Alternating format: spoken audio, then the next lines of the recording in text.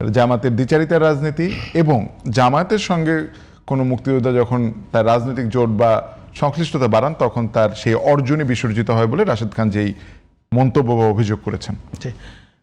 ধন্যবাদ।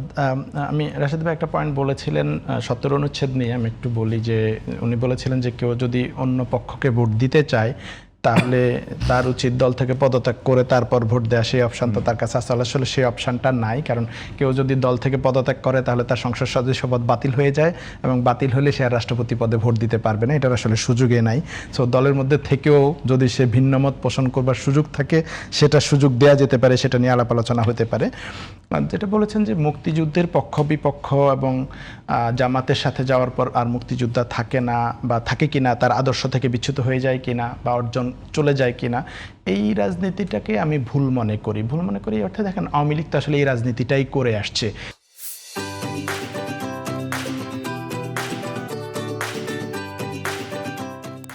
যে আওয়ামী লীগের সাথে যদি আসে তাহলে সে মুক্তিযোদ্ধা, আওয়ামী লীগ বিরোধী যদি যায় তাহলে সে ইভেন সেক্টর কমান্ডার হইলেও সে রাজাকার।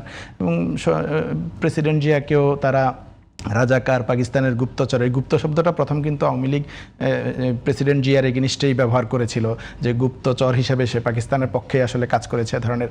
ওই ন্যারেটিভগুলোই যদি আবার বিএনপি নেয়, এই জিনিসগুলো রাজনীতিতে উত্তরণ হলো না তাহলে। কারণ এই আওয়ামী লীগের সাথে থাকলে এই মুক্তিযোদ্ধা বাইরে গেলে রাজাকার হয়ে যাবে বা তার অবদান সব শেষ হয়ে যাবে, এই রাজনীতিটা আসলে এখন না। এই রাজনীতিটা শুরু হয়েছিল ওই ৭৭ সালেই।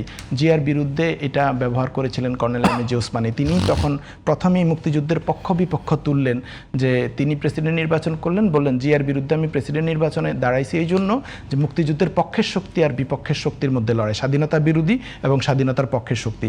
এটার আর্গুমেন্ট তার ছিল যে জিয়াউর রহমান যে দল গঠন করছেন বা যাদেরকে নিয়ে উনি সাথে আছেন, শাহজাজুর রহমান বা মশিউর রহমান জাদু মিয়া সহ আরও যারা ছিলেন, তারা মুক্তিযুদ্ধের বিরোধী শক্তি, এই জন্য তিনি এই কথা বলেছেন। তো এই জিনিসটা জিয়াউর রহমান রিয়েলাইজ করেছেন ৭৭-৭৮ সালেই, যে মুক্তিযুদ্ধের পক্ষ আর বিপক্ষ এই বিভাজন দিয়ে বাংলাদেশ কখনো দাঁড়াবে না। সো এই বিভাজনের কবর তিনি ৭৭ সালেই দিয়েছেন। তিনি যখন রাজনৈতিক দল গঠন করেন তখন তিনি মুক্তিযুদ্ধের সময়ে অনেকেই রাজনৈতিকভাবে মুক্তিযুদ্ধের বিরোধিতা করেছে, নানান দল, ইনক্লুডিং জামাত ইসলামী, নাজাম ইসলাম, অনেক বাম দল, অন্যান্য দল তারা বিরোধিতা করেছে। সেই কারণে তিনি এই জিনিসটাকে বরং তিনি জিয়াউর রহমান কবর দিয়ে শাহজাজুর রহমানকে দলে নিয়ে তিনি প্রধানমন্ত্রী বানিয়েছেন, আরও অনেককে তিনি তার দলে নিয়েছেন। এবং এটা তো প্রচলিত আছে যে আমাদের এখন যিনি রাষ্ট্রপতি হতে যাচ্ছেন মির্জা ফখরুল ইসলামের বাবাও রাজাকার ছিলেন। তো এখন আসলে মুক্তিযুদ্ধের পক্ষ বিপক্ষের ইস্যুসটা কিন্তু জিয়াউর রহমান কবর দিয়ে দিয়েছেন এবং উনি বলেছেন, উনি করে দেখিয়েছেন যে এটাই হচ্ছে বাংলাদেশ গড়বার রাজনীতি, যে মুক্তিযুদ্ধের পক্ষে বিপক্ষের এই বয়ান করা যাবে না। এখন বিএনপিকে আওয়ামী লীগপন্থী এক ধরনের বুদ্ধিজীবীরা এই উস্কানিটা দিচ্ছে যে জামায়াতের বিরুদ্ধে রাজনীতি করতে হলে আপনাকে আওয়ামী লীগের মতোই মুক্তিযুদ্ধের পক্ষ বিপক্ষ দিয়ে রাজনীতি করতে হবে।